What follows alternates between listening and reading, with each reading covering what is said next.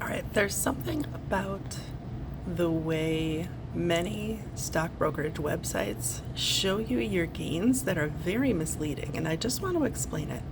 Now, I'm showing you a single investment that I made in an HP stock, and I bought this stock. You can see I took advantage of the pandemic crash a little bit. So my first purchase was March 12th of 2020, and I bought 12 shares of stock. I don't know why it's showing me 12.002, but I bought 12 shares of stock.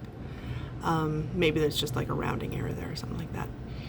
And I purchased it at $17.25 a share approximately. So what you can see is that on July 1st, I got a dividend. So that added another 0.123 share. And then on July 8th, I bought myself 5 more shares. So it put the total number of shares that I bought at 17 approximately. And my total cost basis, I did the math separately.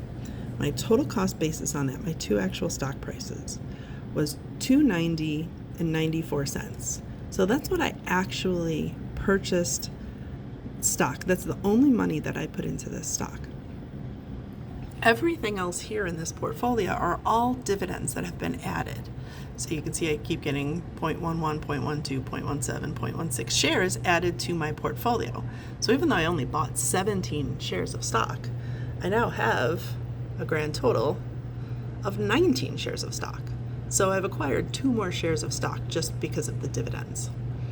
So when I look at the total gain, like the top line, the total gain for my entire investment, it says I've gained $147 and like net, and that my total gain is about 42.4%, which I mean is not horrible, but you might think this maybe would have done a little bit better considering I actually timed the purchase pretty well.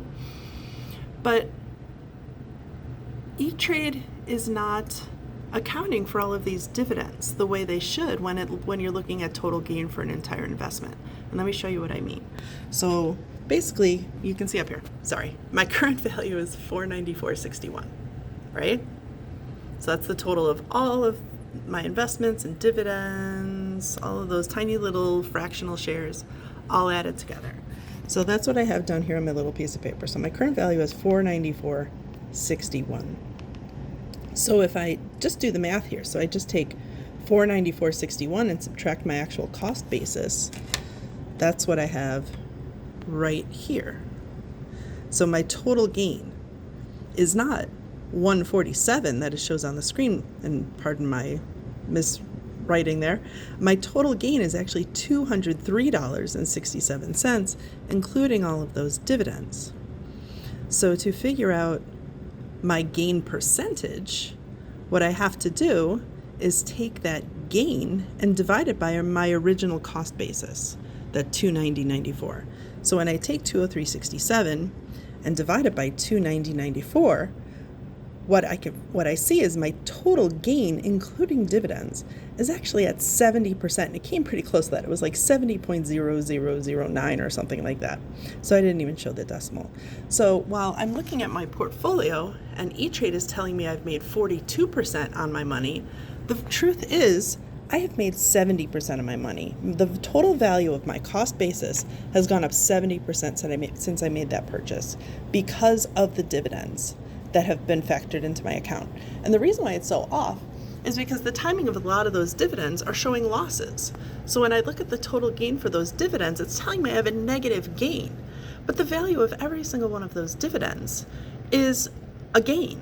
So that 377, that's all gain. Like I didn't lose 16% on that dividend. I've gained 100% of whatever the current value is. So when you're looking at this total gain percent, keep in mind that most brokerages are not really presenting it the way that shows you an actual gain on your portfolio. And if you do the math, you may find that your total gain, rather than being something like that, is actually more like that when you're investing in dividend stocks.